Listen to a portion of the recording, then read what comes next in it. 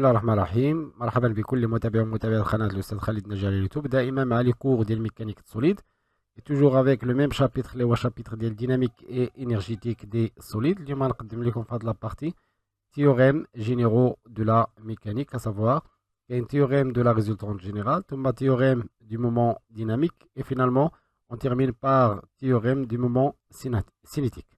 Donc on commence par un petit rappel. Elle a le principe fondamental de la dynamique. Donc rappel. Le principe fondamental de la dynamique dans un repère galiléen. Dans un repère galiléen. يقول بأن le torseur dynamique d'un système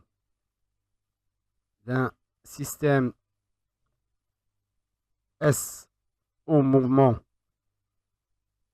par rapport à R, par rapport au repère R, est égal à le torseur, est égal torseur des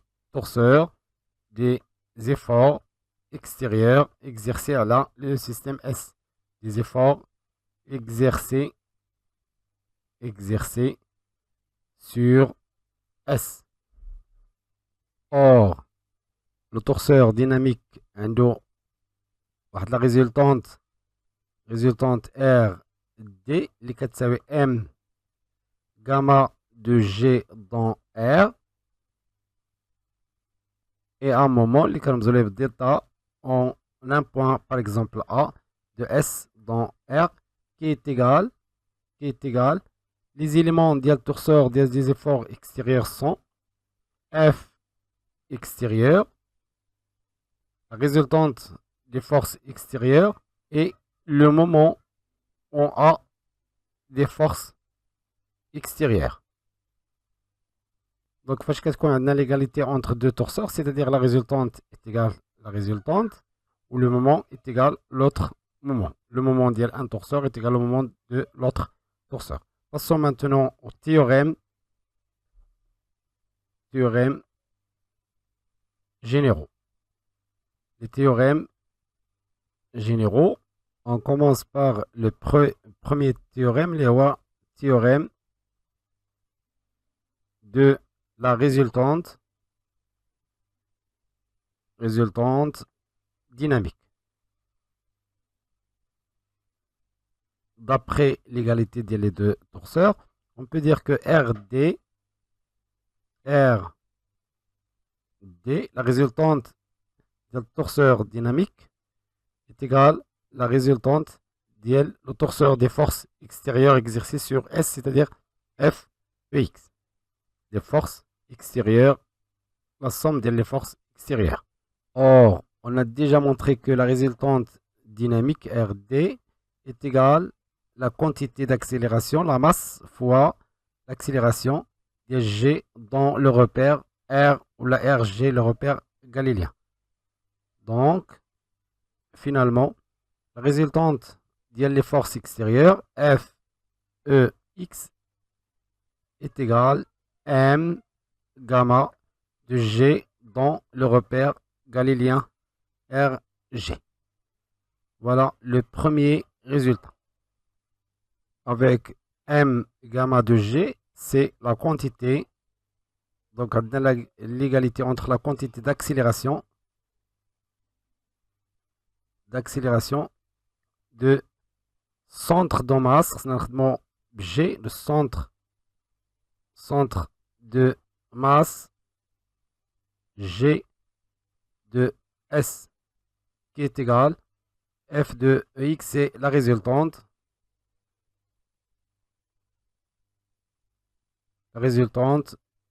des forces du torseur des forces extérieures exercées sur S. Passons le deuxième théorème numéro 2. Il s'agit de théorème du moment dynamique. Le moment dynamique d'un torseur dynamique d'état en A de S dans le repère galiléen R est égal le moment des forces extérieures le torseur des forces extérieures exercées sur S en A. Voilà, théorème du moment dynamique. Or, on sait que le moment dynamique en A de S dans le repère galiléen R est égal la dérivée de sigma, le moment cinétique par rapport au temps dans R, plus en A, plus mv en A par rapport à R, produit vectoriel, et V de G, le centre de masse, par rapport à R. Donc, on dit la première relation, ou la deuxième relation. À la deuxième relation, là, je fais le torseur dynamique. La relation entre torseur dynamique et torseur cinétique. Donc, par comparaison de les deux formules, le moment des forces extérieures en A est égal D2 sigma en A sur D2 T par rapport à R plus M V de A dans R, le repère galiléen, produit vectoriel de V de G dans R. On a de la relation, la dérivée de le moment cinétique dans R qui est égal le moment des forces extérieures en A appliqué sur S moins à l'expression moins on dirait plus on dirait M en V de G parce que le produit vectoriel il exporte le deuxième vecteur qu'on dirait un moins, donc moins F V de G dans R, produit vectoriel V de A dans R. Voilà, troisième théorème, le théorème du moment cinétique. Donc ici c'est troisième théorème du moment cinétique. Les quatre la dérivée du moment cinétique et le moment des forces extérieures. Donc on a l'expression D de sigma, la dérivée de sigma en A, dans un point, dans R est égal le moment des forces extérieures appliquées en A plus M V de G de centre de masse du système dans R, produit vectoriel V de A dans R. À partir de la relation, on chauffe quelques cas particuliers. Donc, cas particulier, si A, il y a le point, la dérivée du moment cinétique ou le moment des forces extérieures A est confondu avec G. Le deuxième cas particulier, si A est fixe dans R. Dans ce cas, A fixe et A confondu avec G. Donc le produit vectoriel sera nul.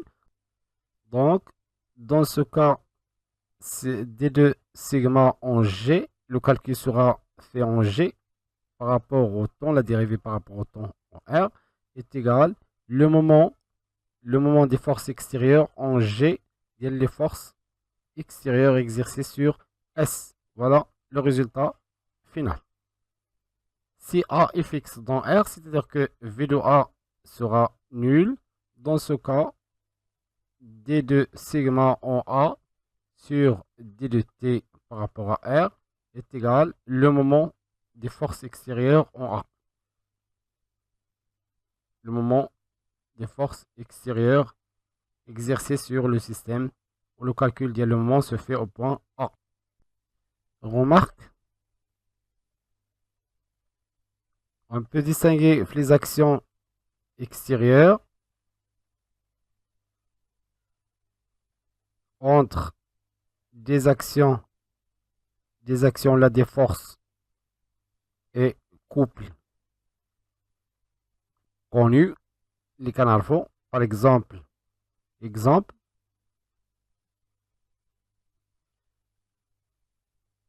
la force ديال pesanteur اللي غنسميوها le poids, la force de pesanteur, force de rappel d'un ressort, force de rappel d'un ressort, ainsi de suite. Donc, les forces de couple connues, la formule pour calculer les forces. Deuxième type d'action, on a les forces et couple de liaison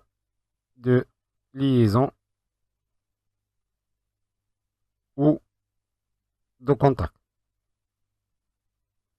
On a les forces qui sont les inconnus des équations mécaniques.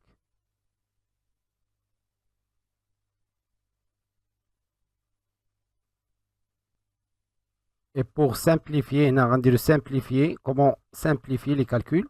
Pour simplifier les calculs,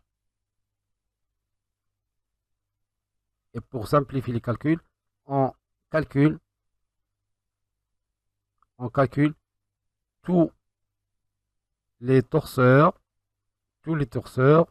au point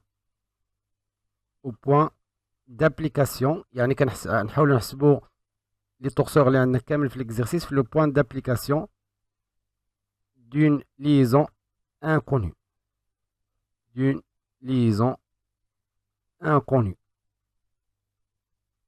Ou d'action, point d'action inconnue. Donc tout d'abord, on a les forces de liaison là de contact. On calcule les moments et les résultantes de tous les torseurs au point d'application de la liaison inconnue, là d'action inconnue. Et par cette remarque, on termine cette vidéo. كان معكم الأستاذ خالد ناجي.